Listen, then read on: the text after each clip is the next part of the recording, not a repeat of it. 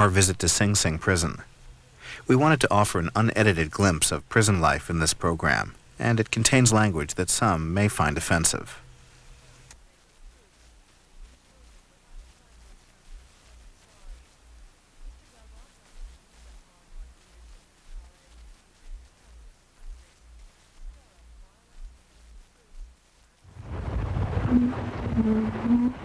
On May 9, 1831, French aristocrats Alexis de Tocqueville and Gustave de Beaumont arrived in Newport, Rhode Island, to begin a 9-month tour of the United States, with the official purpose of writing a report on the American prison system for their government.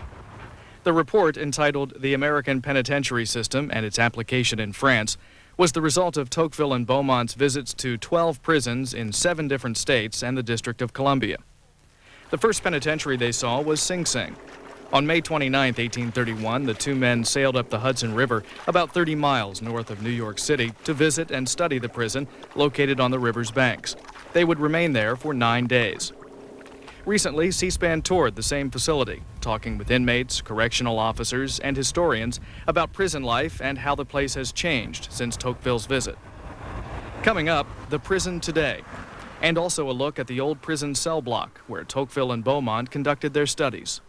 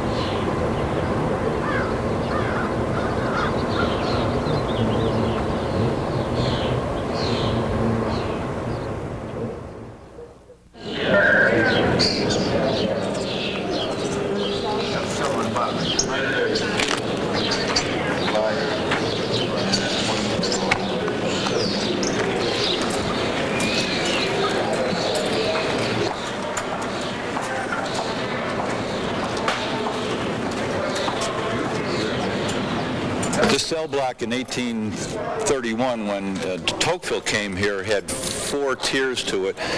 Later on, it was added. During the year, as many as 2,100 inmates were locked in this particular cell block. It was 6 tiers high. The cell block itself was classic, what was called the Auburn cell block. And the Auburn cell block was based on the Auburn, or the silent system, as opposed to the solitary system from Pennsylvania. And the silent system was also a congregate system. The congregate system allowed inmates to work together during the daytime in common labor, such as quarrying stone or in the various shops in the facility. But at night they would come into this cell block and they would continue the so-called solitary system in the evening. Tocqueville felt very nervous in this setting because the inmates were so quiet during the day.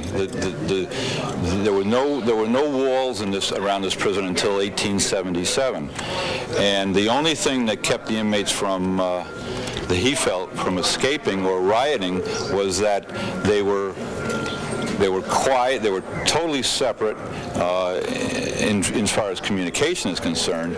And if there was if anybody talked to anybody else, they were dealt with immediately with the cat o' nine tails, and rather severely. So they weren't. The inmates were controlled by fear, and Tocqueville felt that was a little precarious. The so-called Auburn cell block became the pattern as opposed to the Pennsylvania system in this country. And it's interesting to note that when we built the new prison up on the top of the hill in the 1920s, and the big cell blocks, A and B block, weren't completed until the 1930s, the construction of the configuration, the architectural configuration is identical to this cell block, which was built 100 years prior. So it's pretty interesting that they created this system and it carried on 100 years later.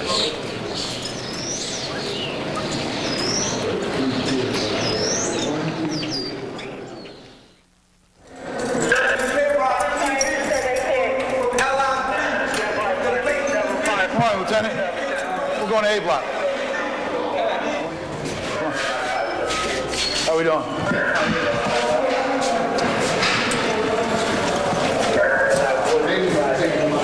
This is we're still making our way through the prison to the big housing units.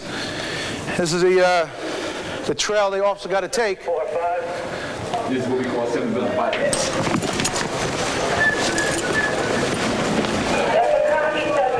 Hey, good morning. Good morning. All right? All right.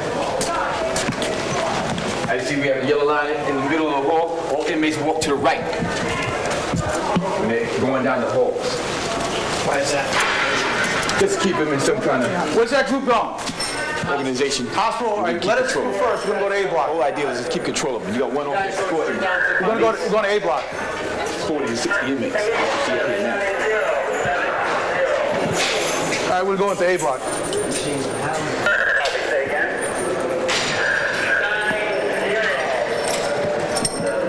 This is the commissary area. This is where the inmates make their purchases. We can go in there later when we come out of A block. All right?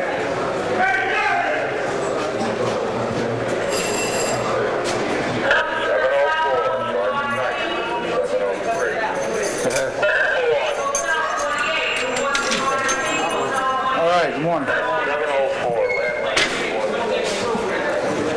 Sarge.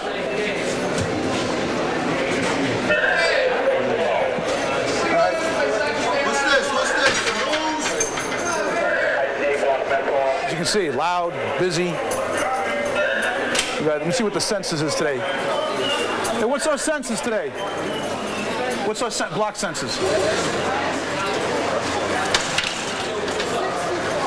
624? All right, we got 624 inmates locking in here today. Yes, I was one. All right, good. We didn't give you okay for it. Let the world know that they beat me down like Rodney King because I was a black man. Rip it up!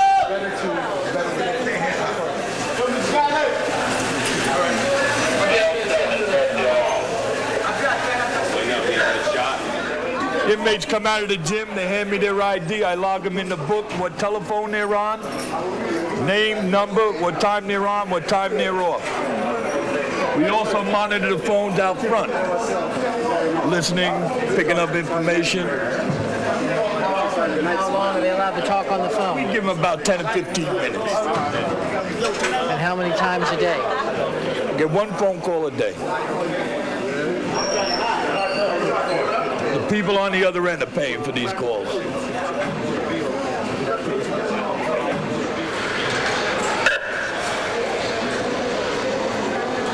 Take back to 743.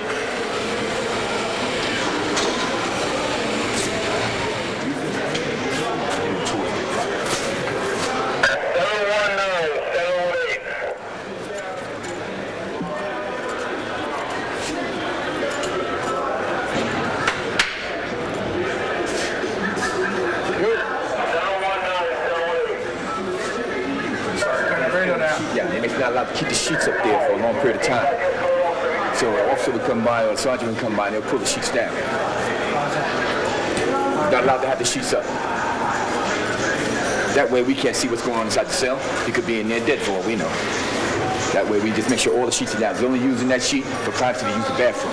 That's about it. Once he does that, completes that, he must take that sheet down. Or the officer will come by and pull it down.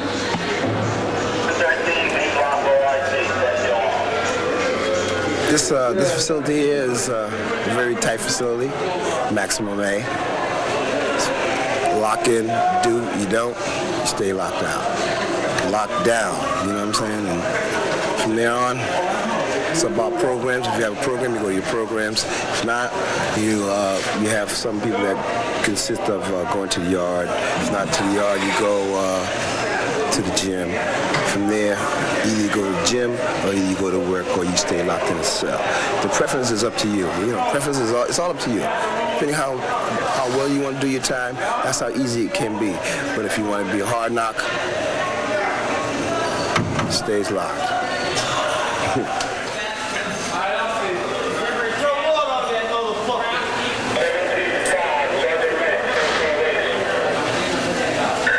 It sucks.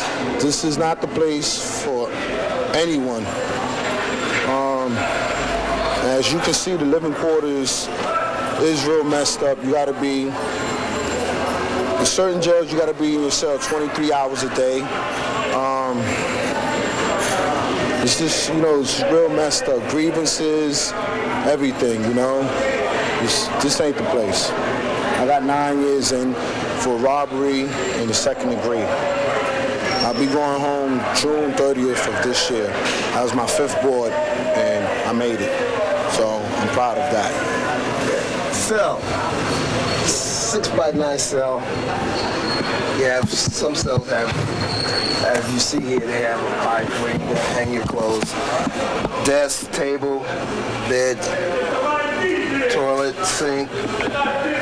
All the rest is all up to you.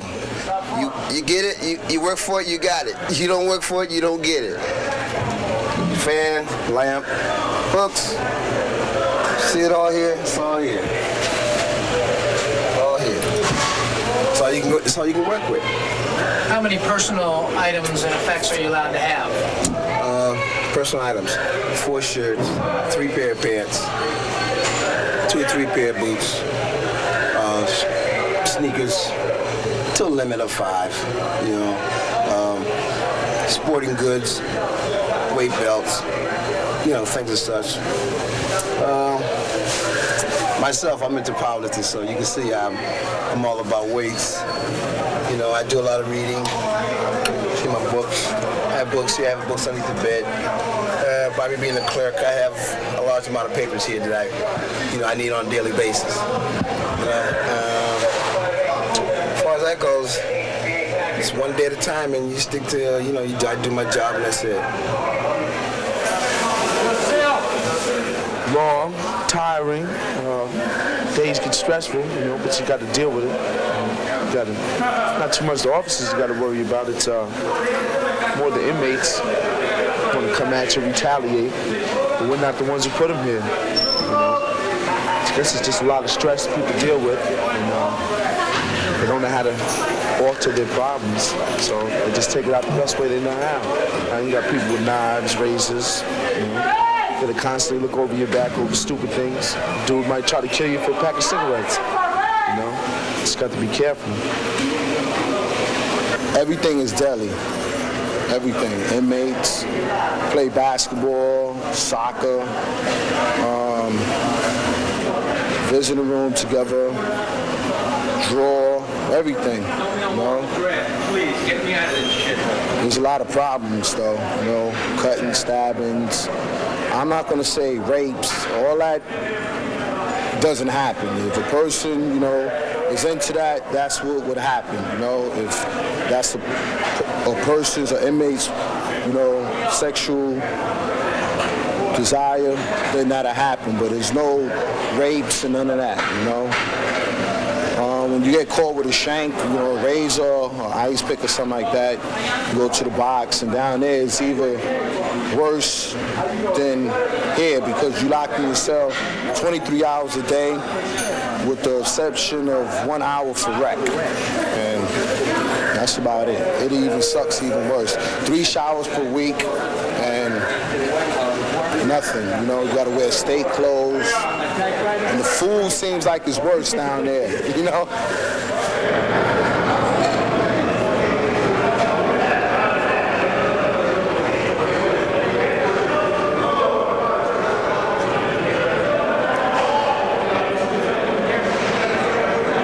What the inmates do when they come in the mess hall, they each grab a fork, a utensil.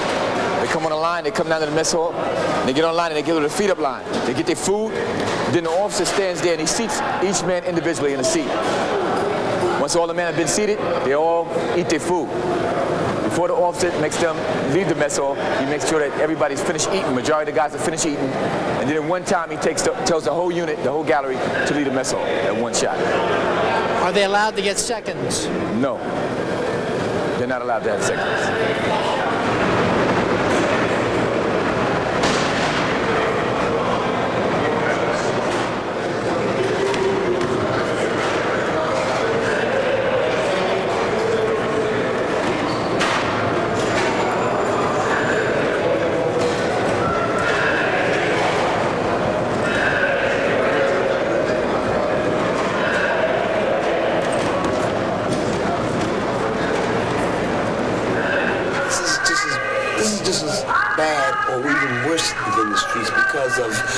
Being so congested with all types of mentality of people who've committed crimes, you have to watch your back as much as possible here.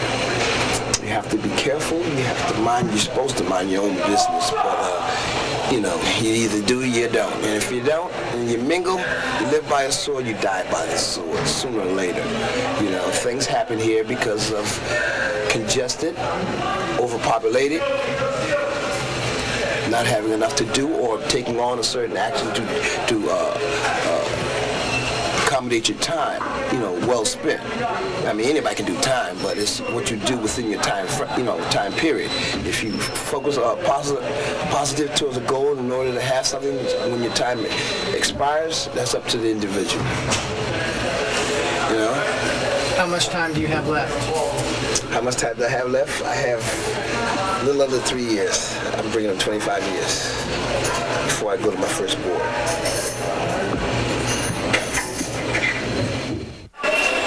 Let's let the officers through.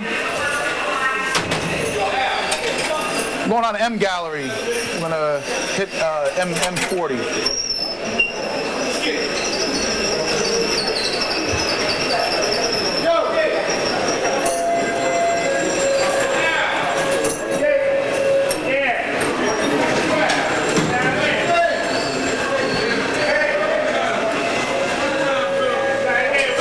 Never sleep on them. Always be aware of what your surroundings.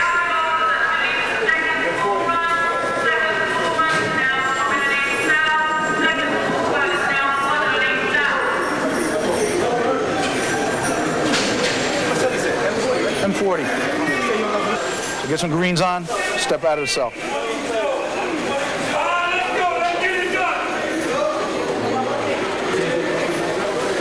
And turn your light on. Big muscle.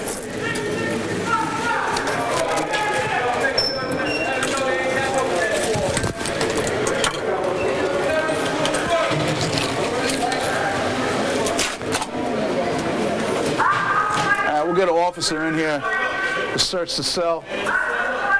The cell is a routine search. It comes from the depth of security, the information to do a cell search. And we're looking for hidden contraband, drugs, money, weapons, anything that they're not supposed to have. Cell compliance. All the cells got to be maintained the same way. The officer here? Smithwick, he's going to do it? Huh? He's going to. You got 2 minutes to do it, sir. Okay. I don't want to hold him up. Let him in. Come on in. Knock it out. Okay. Both of them? Both of you do your thing. The regular routine cell set.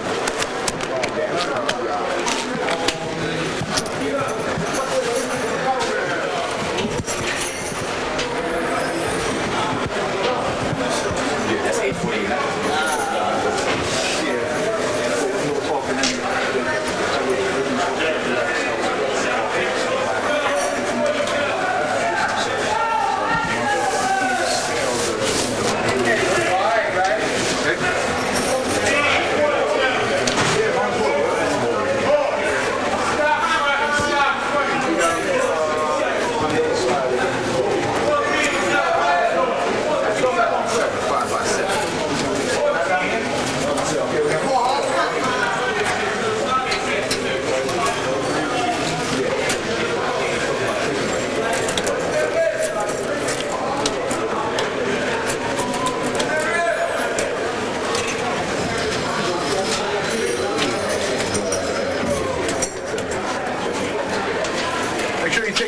Off the bars too when you're done. The covering on the sink, make sure that comes down.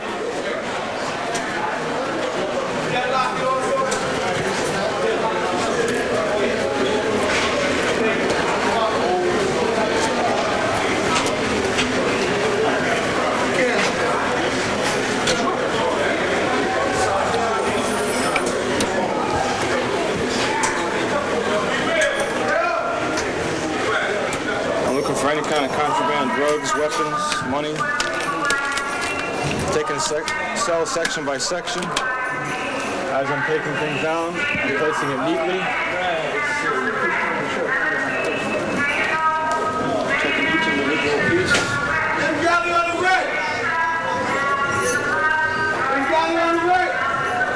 Yep. There's supposed to be no dry clothes being hung.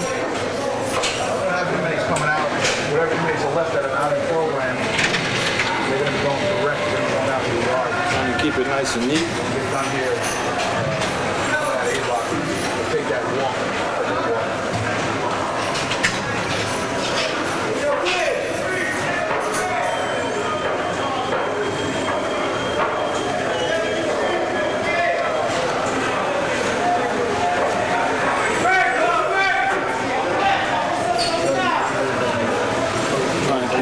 Same time.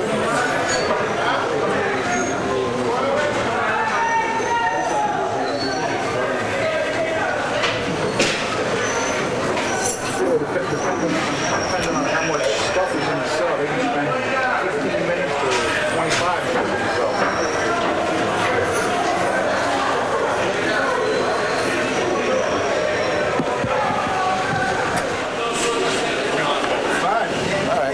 Watch what he finds, what he takes out first before he takes it out, and he's gonna go take a shower and go about his business. All right? Anything he takes out, as long as it's been frisked, you don't have to frisk it. All right? All right, officer, we're gonna take off. All right?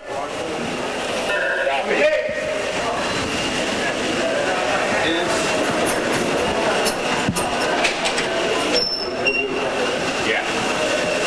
All right, we got more coming through. You can go walk right through, follow the officer, make a right when you go through there. I'll pull up the rear.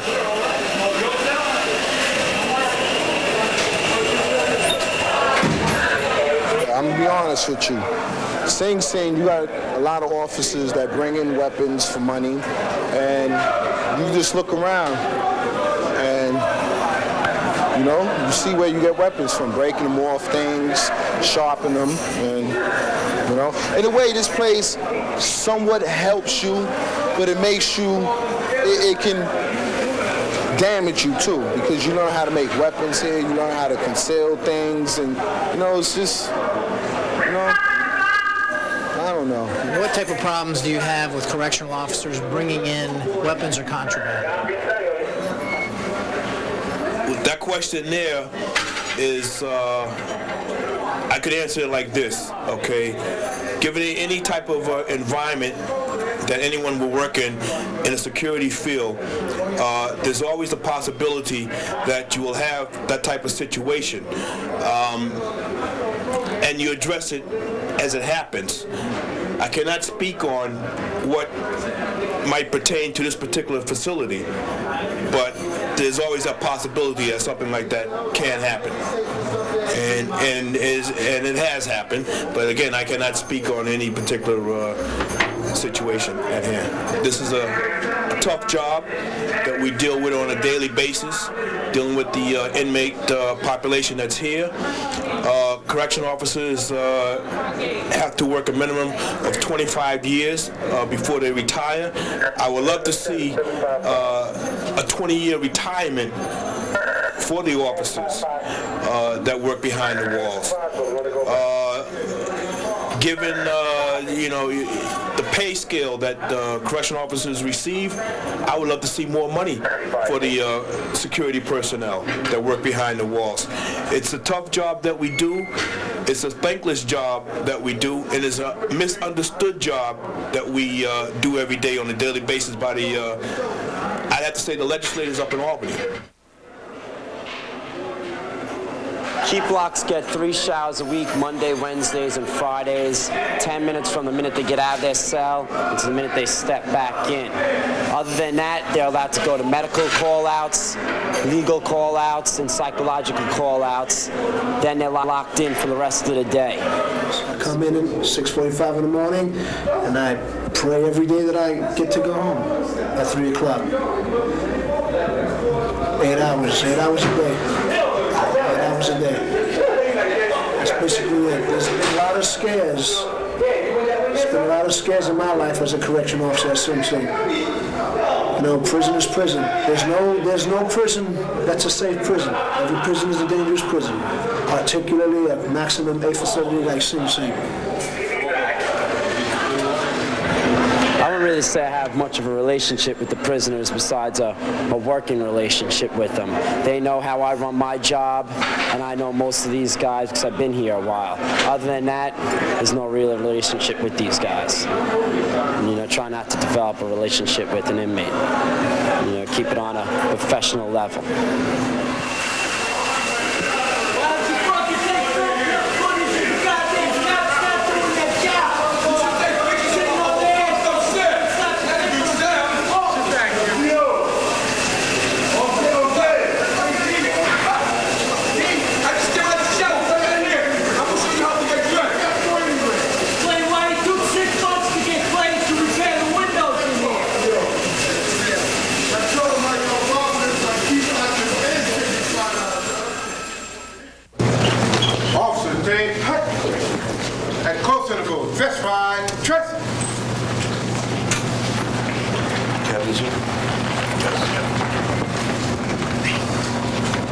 Ready, front. Headies. Zudo. Here. See me have to line up. Richard. Here. See me have to line up. Lambert. Here. See me have to line up. Anybody doesn't have a job? See me have to line up. Supervisor tonight, Captain Morton. See Lieutenant Magwood has the house. Lieutenant Miller is in the field. Sergeant Webb in the box. Belcher has 5 and 7. Myers has the charts. Kerrigan is a tap in. Paulie and Belden in A block. Fulton and Belden in B block. I'm sorry. Fulton and Brown in B block. Sergeant Algiers in the mess hall. All right. B block is still acting up a little bit tonight, but we're going to run regular mess hall. Give them the opportunity to do what they're going to do or just follow the rules and regulations. We're going to run regular mess halls, get them in and out of that mess hall. We're going to run regular programs tonight.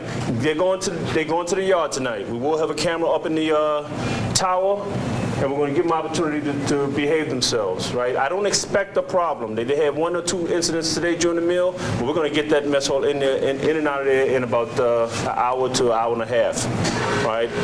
One other thing, now they had a few incidents in the mess hall yesterday, and one of the officers wrote a misbehavior report indicated that the inmate brushed by me using his chest or something like that. If you have any incidents, make sure you tell your sergeant. I want, in any incident like that, I want a violent conduct charge on the misbehavior report. They're not charging them with the right charges. We can't tier it right. We can't handle it right. Right? If he's making physical contact with a correction officer, I don't want to tip the mess hall. Let your area sergeant know, and when you write that report, make sure you either include assault or violent conduct. Very important, the main 2 charges. Lieutenant? Okay, there was 3 UIs today in B block.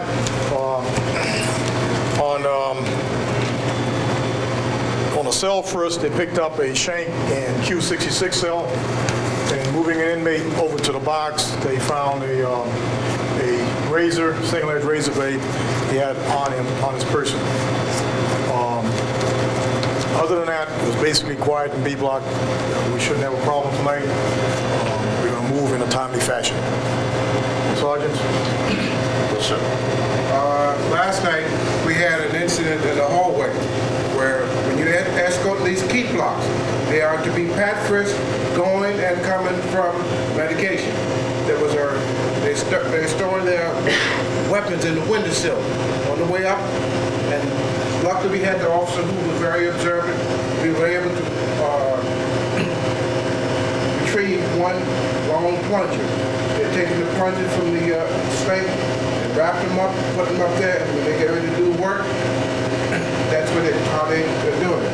So we're going to apprehend them prior to them leaving that block.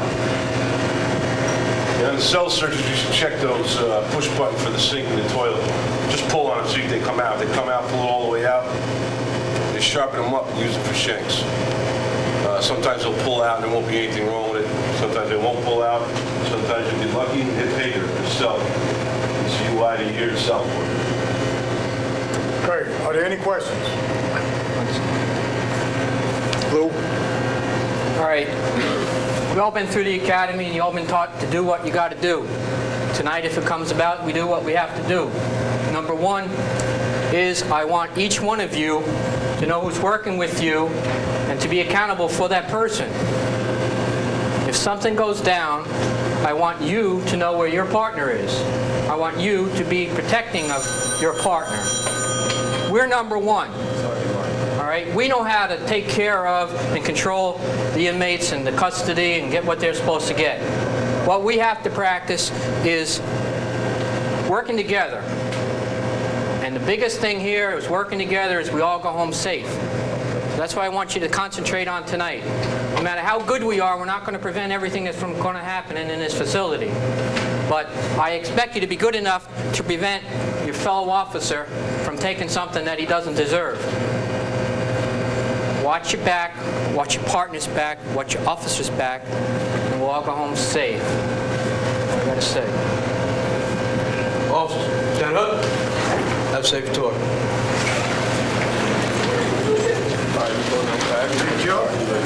Here.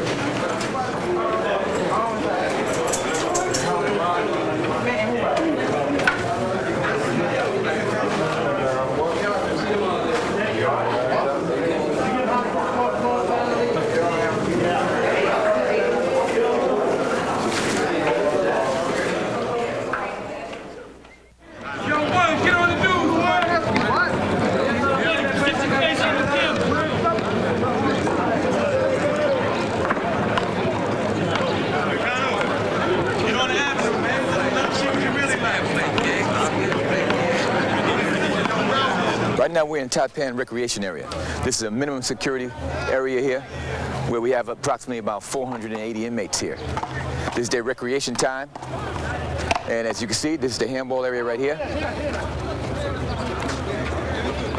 Inmates are playing handball. And to the extreme left over here is a weight area. This is where all the inmates let out their aggression, in the weight area. How often are they allowed to have this time period? They're allowed to have this time period every day. Every day they're allowed to come out to the yard good weather or bad weather, and do what they want to do as far as exercise goes. For how long? Well, for about 2 hours. 2 hours, 2.5 hours in the daytime, 3 to 4 hours in the afternoon. Then they're locked back in for another general count again, population count.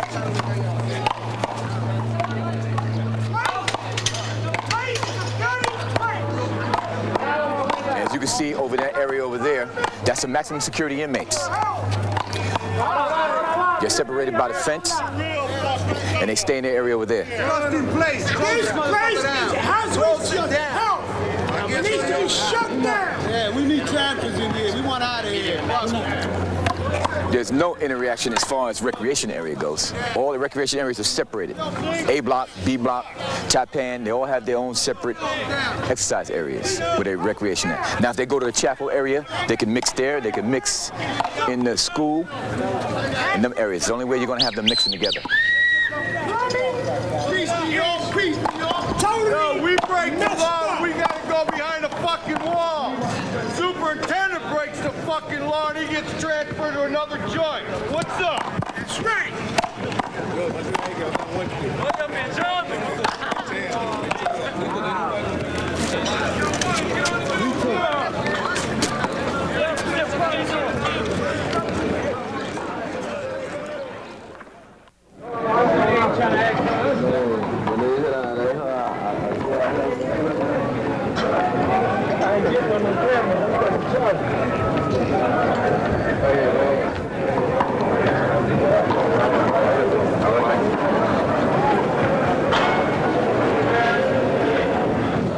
Officer, what's the census here today? 73. 73? Okay. Hey, Ferguson. Hey. You take us to your cube?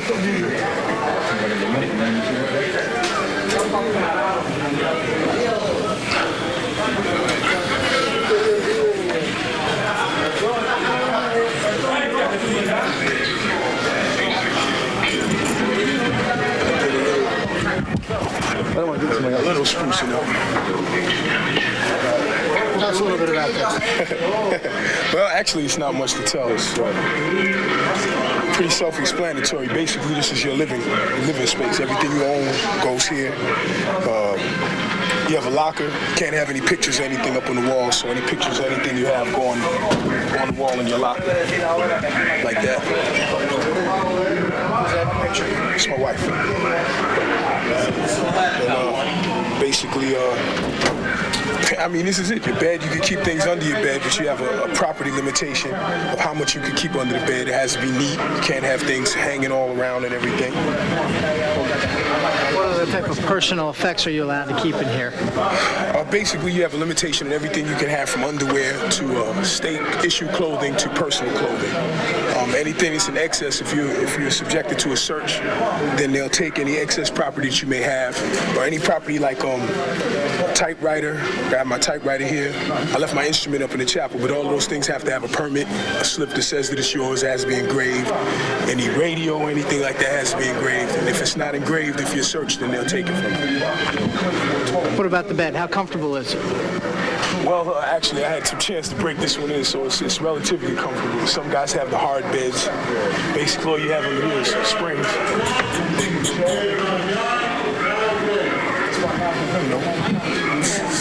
How do you get classified to the medium security area in this environment as opposed to the maximum security in a cell? It's based on how much time you have left before your earliest parole eligibility date, the classification of your crime, the classification of how many disciplinary infractions you have. All of those things come into play. Depends on, and then they reclassify you as medium, and then when you get even shorter, if depending on what your time is, how much time you have at the end of your sentence, you can be classified as minimum as well.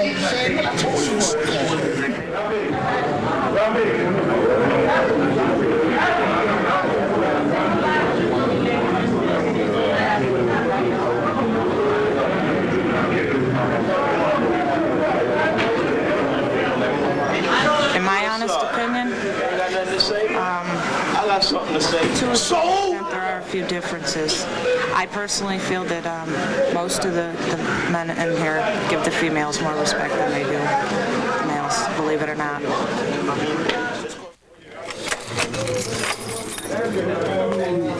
You ready to do this? Shut off TV. Watch your ears. On the count!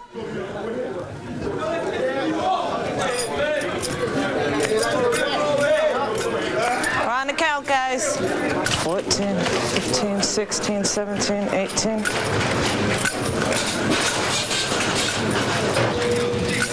38, 39, 40.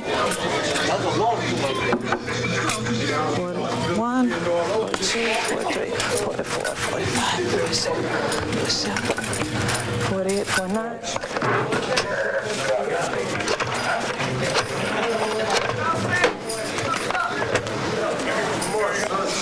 Dan Zamilio with the count. I have 73, 71. No, I'm sorry, 73, 72, 1. Apologize.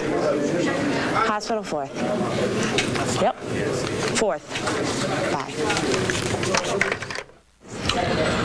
Well, down here is a lot better than up the hill. I mean, up the hill is a madhouse. It's a little more comfortable down here. You have a little more freedom. There's petty things that you have to deal with, but after you're in prison for a while, you're used to that. You know what to expect. And you can basically stay out of trouble if you just mind your own business, really.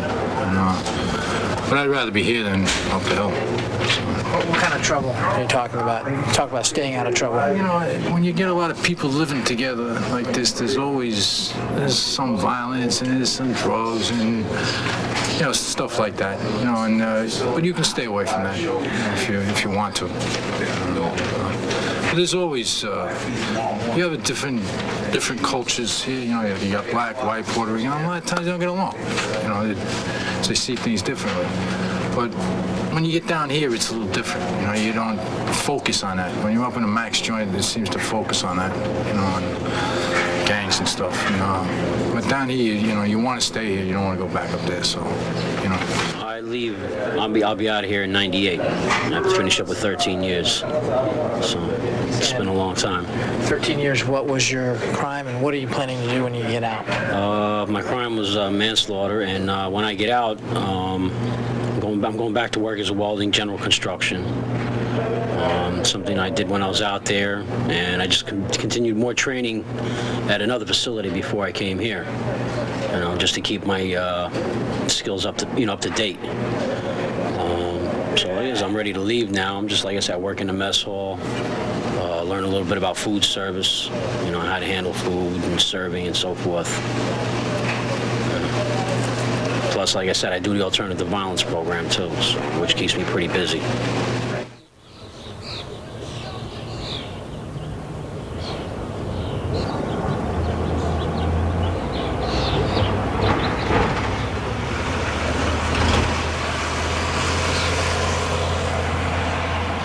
Religion is very important, and the reason why religion is so important is because in the confines of a prison, when a man is in this atmosphere, it's important for him to have something to hold on to, a faith, something concrete that's going to give him hope, going to help him to make it through the bit. And sometimes the external support system is not as great as the internal support system. And so when you have faith in God, and we're not talking about a particular faith community, but faith in God, plus that ability to call on God in prayer, through meditation, through reading, it's able to help you to sustain, to make it from day to day, and also to evaluate yourself. I work here in the Protestant chapel. I'm Reverend Hunt's assistant, so oftentimes if he's not here or the volunteers aren't here for whatever reason, I have to teach a Bible study or I have to preach a sermon. And when you preach morality inside a place where immorality is the norm, is the accepted behavior, it becomes very unpopular. And what happens is you get branded as anything from a snitch to you're working with the administration to you're selling out, you're a punk, you're soft. When you tell people to do what's right, and you try to live by example by what's doing right. Because if you're not doing wrong, then obviously to those who are doing wrong, then you're an adversary, you're an opponent.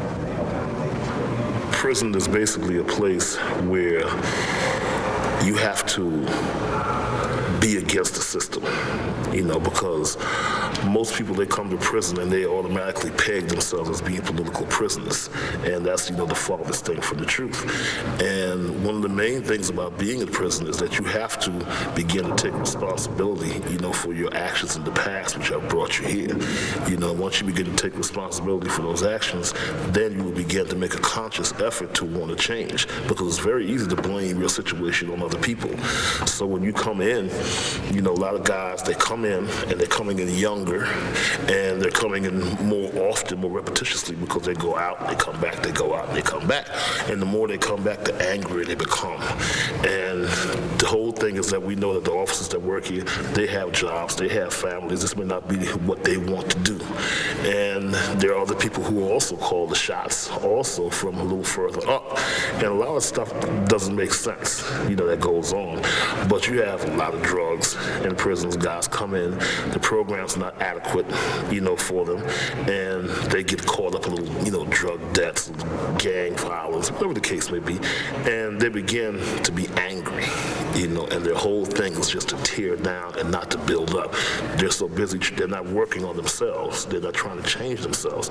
They're only trying to make do with this environment that they're in. And a lot of them end up having a very rude awakening. Very rude.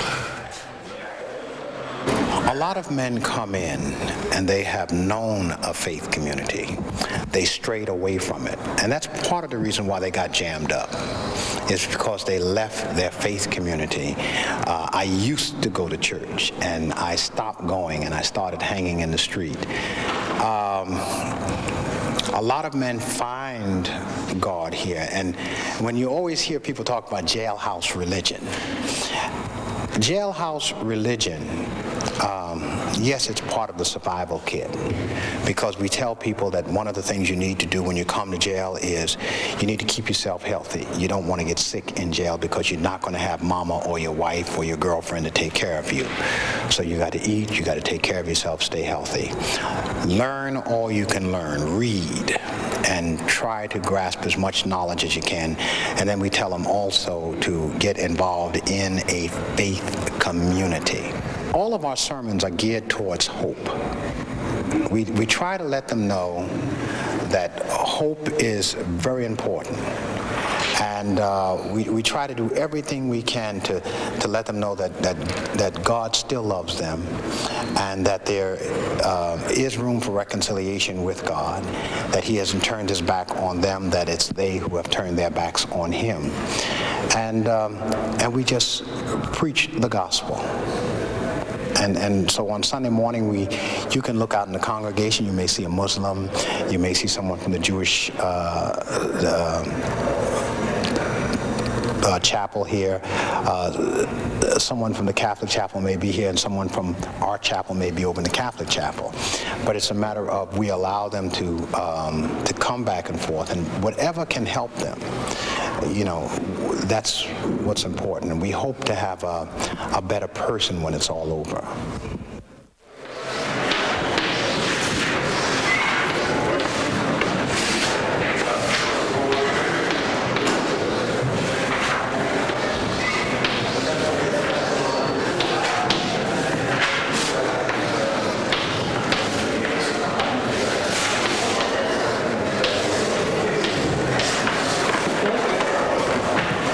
Me tienen que ayudar y me contestan, por favor. Vamos a practicar la multiplicación de dos cifras. 3 cifras arriba y 2 cifras abajo. ¿Con qué número empezamos? 9. ¿Qué vamos a decir? 9 por 3. 27. ¿Qué hago? 7 y llevo 2. Para que no se lo olvide, si quiere pueden poner el 2 aquí chiquitico y así no se les olvida que llevan 2. This is the bilingual class. I teach inmates from a very low level to the GED level. I have my higher classes in the morning. I have have students that are pre-GED and GED level, that is 5.9 reading level to 12.9. In the afternoon, I have my lower level, which is the adult basic education. They are from 0 reading level to 4.9. All the teaching is done in Spanish. I try to get them to learn to read and write, and the basic math in the morning. We test every 4 months. Once they get tested and they test at 5.0 or above, they get transferred to my morning class. In school, we have a mandatory program for anyone that reads below 8.0. And we have approximately 10 classes, and we service about 500 inmates, AM and PM. And basically in English, an inmate that reads below 8.0, we look at his reading score, and we place him in various levels, in English or in Spanish. So for instance, if an inmate reads from 0 to 4.9, he's placed in an adult basic education class. If he reads from 5.0 to 7.9, he's placed in a pre-GED class. And if he reads 8.0 and above, he's placed in a GED class. Now, a lot of times we have inmates that feel they're too old or they don't want to go to school, and we have to take measures to work with security to say that this is important, you have to come, and you have to learn how to read and write. And Central Office's philosophy behind it is there were a lot of inmates that were leaving the institutions that were illiterate, and they said, we're going to put a stop to it, and at least we want them to learn how to read and write. We also service the bilinguals with the same things. 8.0 and below is mandatory. 8.0 and above is voluntary. We have 2 evening GEDs at night. It's volunteer for inmates that work during the day. We hold 2 graduations a year, and the guys love it. They feel good. We build up their self-esteem. More importantly, we want to teach them that it's important to learn how to read and write and to get their GED. What do the inmates think about this program? The inmates enjoy the program because it gives them an opportunity to perhaps pick up their high school diploma or the equivalency while they're here. Maybe they didn't get it on the streets for a number of reasons, but it gives them an opportunity to feel that they're learning and progressing, and hopefully when they become free again upon release, they can build upon that. So they like it.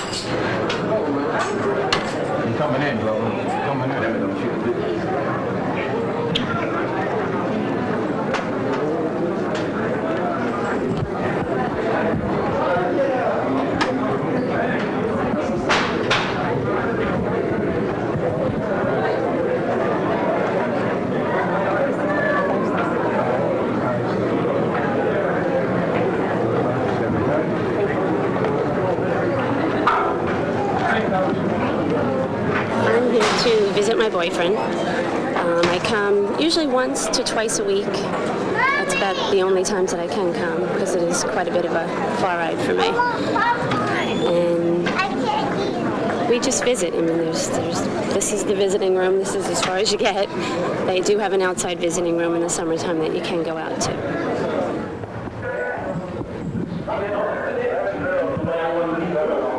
There's a lot of families. There's a lot of people with children coming in here to visit their father or who it be, and that's hard. You can see that it's a stress on the children, it's a stress on the family, but this is the only way. At least you can have a contact visit. At some prisons or some other ways, you don't have contact visits. All visitors remain in your assigned seat. All inmates stand face forward. Do not lean on tables and chairs for the 11 o'clock count. You can tell us, man. All inmates stand face forward. Do not lean on tables and chairs for the 11 o'clock count. All inmates stand. All visitors remain in your assigned seat.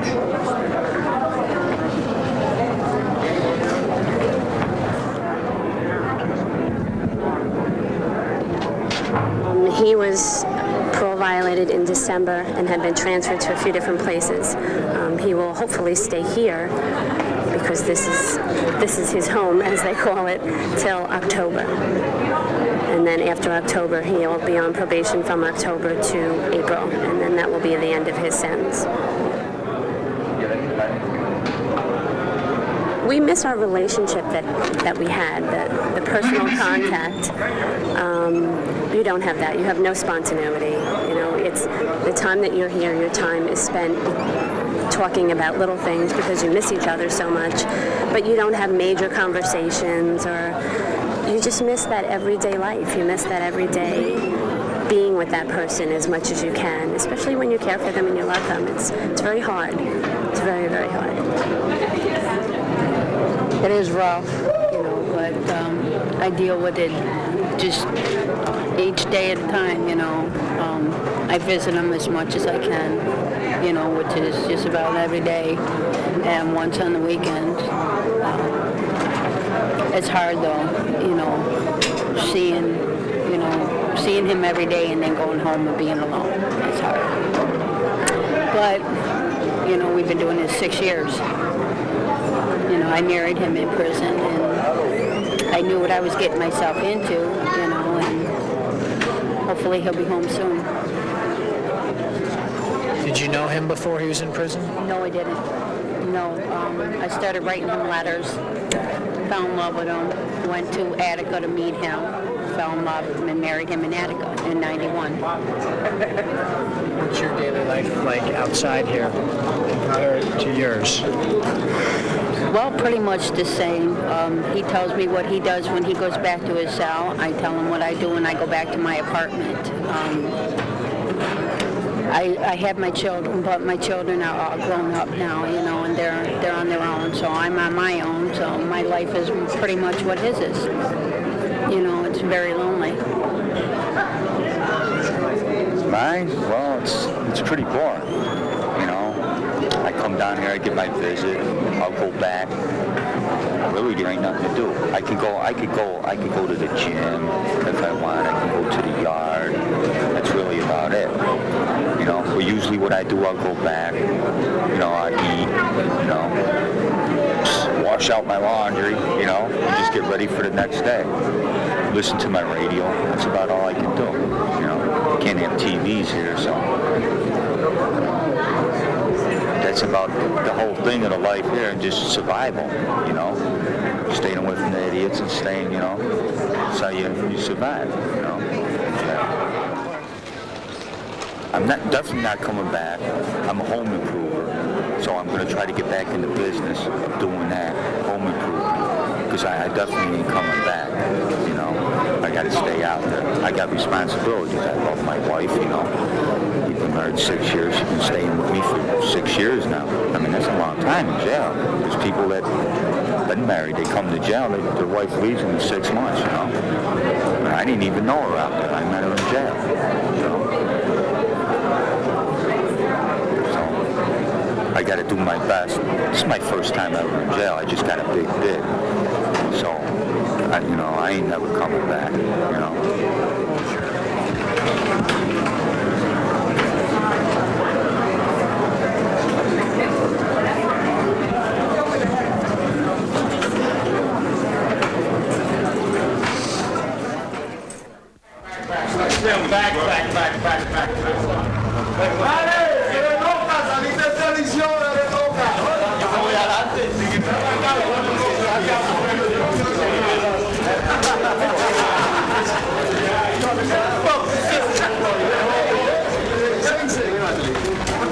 We're dealing with a lot of different mentalities, first of all.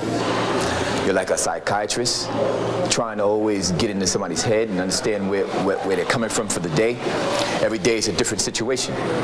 So you try to be as pleasant as you can in dealing with that situation. And sometimes that doesn't work for you. So then you have to change your styles up, and you got to be a little bit more aggressive with the inmates per se. And like I said, you especially if you've been in the business for as long as I've been in the business 16 years now. So you get to know the inmates, and the relationship grows a little bit deeper. So when you talk to the inmates, they seem to respect you because it's trust involved. I mean, you just don't receive trust from somebody as soon as you see them. So you have to earn the respect from them. That way they give you the respect back. Some people never had a lifestyle until they come to penitentiary, if that's what they choose. If they choose to be told to do things each and every inch of the way of their lifespan, you could have it all right here. But you can't leave when you want to. You understand? You're told when to take a shower. You're told when you can go to work. You're told when you can't do this or when you can't do that. And who wants to live that type of lifestyle? But if you're sentenced for a crime that you've committed, you will be accommodated. You know what I mean? You will be accommodated. I leave the job here. I go home, I separate myself from this job. I've done that for 18 years. I don't even discuss this with my family. I come to work, my family problems, I leave at the front door. You have, it's like two separate lives, one on the outside and one on the inside, and you got to keep that separate. When you start mixing the two, I see that there could be problems. When you start mixing you have problems at work, you bring them home. Now you're bringing stress that you had on the job home. And that you have enough problems at home. You don't need a job to bring that, make that atmosphere worse. So I keep it separate. It's easier for me. That's how I deal with it. At this point, I've been in prison about 7.5 years. I've been in Sing Sing for almost 6. And it's a difficult life. It's difficult in the sense that for me, I know that I put myself here, but it's difficult in the sense that, being in a position now where I've learned from my mistakes, where I've seen other people's mistakes and seen where I can do better and can be a productive member of society, it's difficult because I'm seeing my life pass me by. I'm seeing my child grow up. She was 3 months old when I was incarcerated. She'll be 8 in October. And seeing her grow up and seeing all those things that I've missed, that really makes it hard. It's painful more than anything else. The bottom line is that when you go in that cell at night, it's just you and yourself. And the problem is a lot of guys can't deal with themselves. They're guilty for what they did. They feel bad about what they did, but they don't know how to express it. They don't really understand what true remorse is. They don't understand it. You understand? So when you go in that cell late at night, you're in there by yourself. It's just you and your crime. And that's the most difficult time of the day for anybody who's ever been in prison.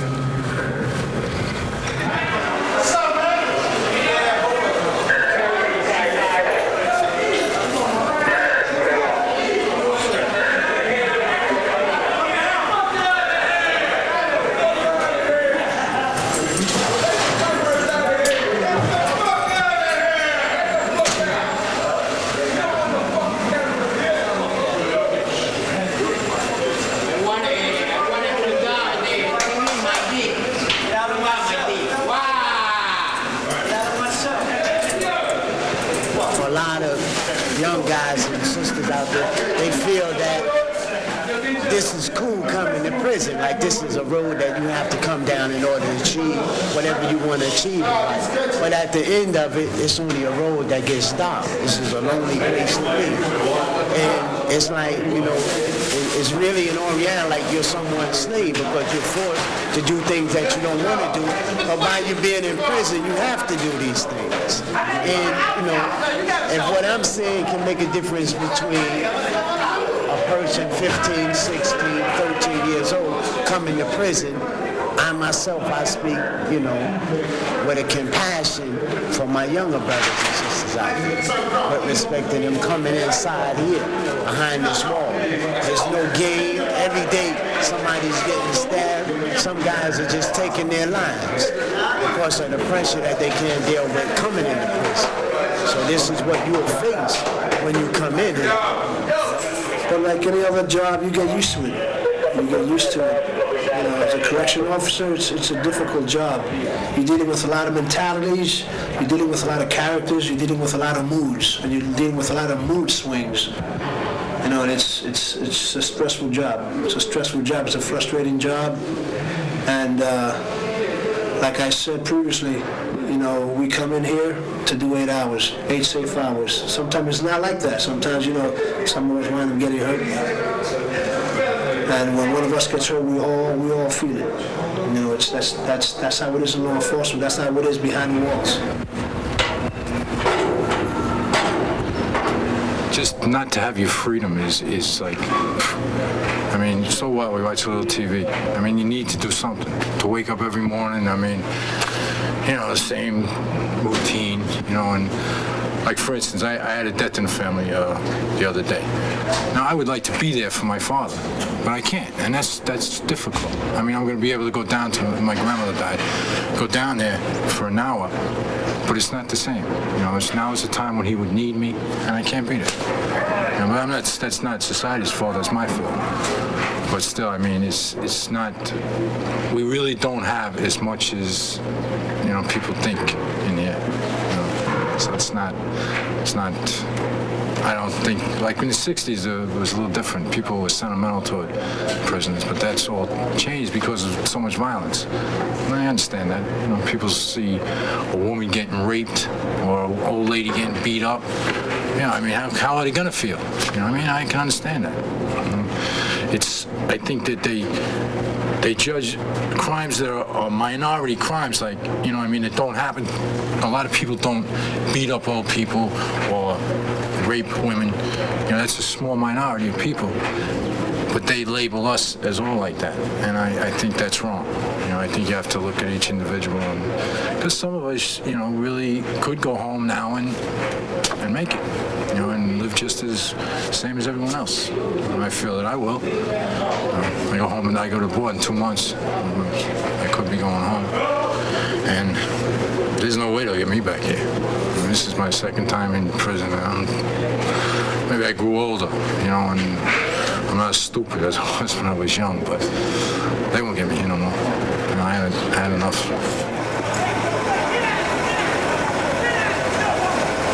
I've seen younger crime inmates coming in younger, more violent, without respect. They don't give no respect for me, let alone a fellow inmate. The gangs, gang-related activity. So it's more a young and more violent clientele that we're getting, opposed to when I first started in 1978. Yes. It's hard to pull them away from the gangs, where you can get a man individually and talk to him individually, and then you can get some results out of him. But since dealing with the gang environment that's going on here now, they're more family-oriented to their gang than rather come and talk to you about, you know, what can I do to get myself together to get out of here? You know, so. This is a society within a society. What's going on the streets, what's going on in behind the walls.